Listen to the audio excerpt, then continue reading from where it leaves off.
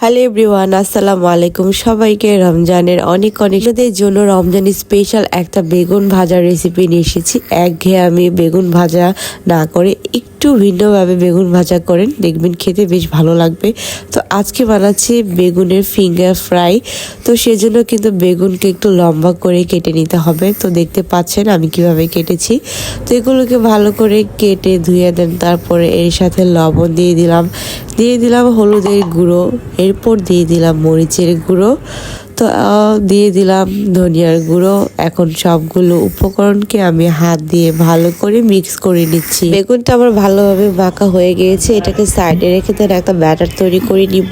আর ব্যাটারের জন্য এখানে নিয়ে নিয়েছি একটা ডিম, আর এখন ডিমের সাথে অ্যাড করে দিয়েছি লাল মরিচের গুঁড়ো, দেন সামান্য পরিমাণ লবণ, এরপর অ্যাড করে দিচ্ছি ময়দা।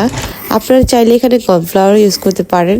তো এখানে ব্যাটারের যে কন্ডেন্সিটা আছে সেটা কিন্তু আপনার স্কিনে দেখতে পেয়েছেন, এত পাতলাও না আবার এত ঘনও না, সিমিলার একটা ব্যাটার তৈরি করতে হবে। দেন তারপর এই তো বেগুনগুলো ভালো করে ব্যাটারে ডুবিয়ে দেন এখন তেলের মধ্যে ফ্রাই করে নিচ্ছি।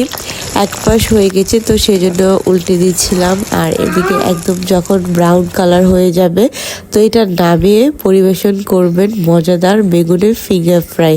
আর এটার উপর দিয়ে যদি একটু ম্যাগি মশলা অ্যাড করা যায় তাহলে কিন্তু এই টেস্টটা আরও বেশি ভালো লাগবে। তো এই তো ছিল আমার রমজান স্পেশাল একটা বেগুনের রেসিপি।